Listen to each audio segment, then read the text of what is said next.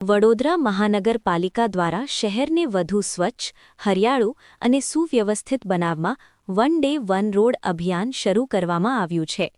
આ અભિયાન હેઠળ શહેરના વિવિધ વિસ્તારોમાં દરરોજ એક માર્ગ પર વિશેષ સાફસફાઈ, દબાણ દૂર કરવાની કામગીરી અને સુવિધાઓમાં સુધારો કરવામાં આવી રહ્યો છે. આજે તારીખ 25 માર્ચ 2026ના રોજ પૂર્વ ઝોનના વોર્ડ નંબર 15માં પાણીગેટથી ઉમા 4 રસ્તા સુધી કામગીરી હાથ ધરવામાં આવી હતી. સ્થળ પર મ્યુનિસિપલ કમિશનર અરુણ મહેશ બાબુએ મુલાકાત લઈ કામગીરીની સમીક્ષા કરી હતી. તેમણે જણાવ્યું હતું કે છેલ્લા 1 મહિનામાં શહેરના ચારેય ઝોનમાં અંદાજે 100 જેટલા માર્ગો પર કામગીરી પૂર્ણ થઈ છે.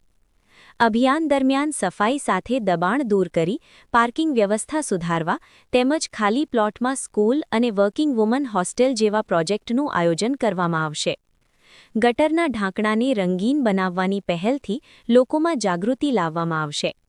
આ ઉપરાંત કમિશનરે લાલબાગ સ્વિમિંગ પૂલ અને લાલકોટની મુલાકાત લઈ સુવિધાઓમાં સુધારા માટે સૂચનો આપ્યા હતા. આવનારા સમયમાં શહેરમાં વધુ 4 નવા સ્વિમિંગ પૂલ બનાવવાની યોજના પણ જાહેર કરવામાં આવી છે.